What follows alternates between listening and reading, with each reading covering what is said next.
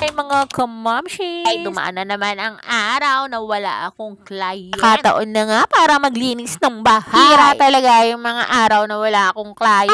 I decided na maglinis ng bahay dahil umuulan nga nung nakarang araw. Parang gusto kong maggawa ng sampayan sa loob ng bahay. At nakita ko nga tong aming kortinang napakatagal na kalawang ang palitan ng kortina. 5 taon. Ayan, nagpupukpok na naman ang mansinyo at nanggigitata namin. Sana, after so many years, ay makapaglinis na rin ako sa wakas ng bintana namin. Alam mo ba yan, mga yan? Lagyan ko yan ng mga ganyan kasi nga ninakawan kami dati dito. Diyos ko, pumasok sa jealousy. At ito na nga ipapalit ko. Naalala nyo ba tong client kong to? Ayan.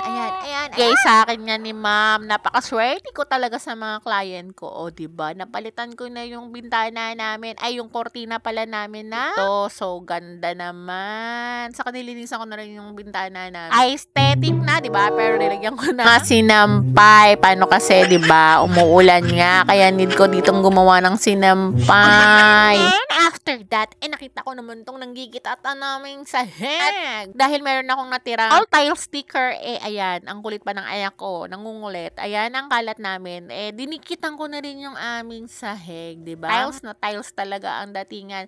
Meron niyang ganyan. Meron na siyang pandikit, pero pag super smooth yung didikitan mo, sobrang dikit niya. Pero pag rough siya, yan, nilalagyan ko pa siya ng kanyang rugby para dumikit talaga. Hindi siya didikit, natatanggal siya pag rough siya. Nagtataka kayo kung bakit ganito kapangit yung bahay namin. Kasi, ito ko kwento ko. Nagpaayos kami ng bahay, pero hindi naman ako nakapagpaayos ng buong buo. Kaya yan, nang lumipat kami dyan sa bahay namin, bare na bare siya. Kaya yan, unti-unti lang namin yung pag-ayos namin. Una kasi namin yung business ng pandemic, yun, nagkaroon naman kami ng baby na si Baby Bio. Kaya hindi na namin siya napagawa ng bonggang-bongga. Pero I'm so proud kasi may baby kaming very talino. Basta ganon! Ayan, ang ganda na niya.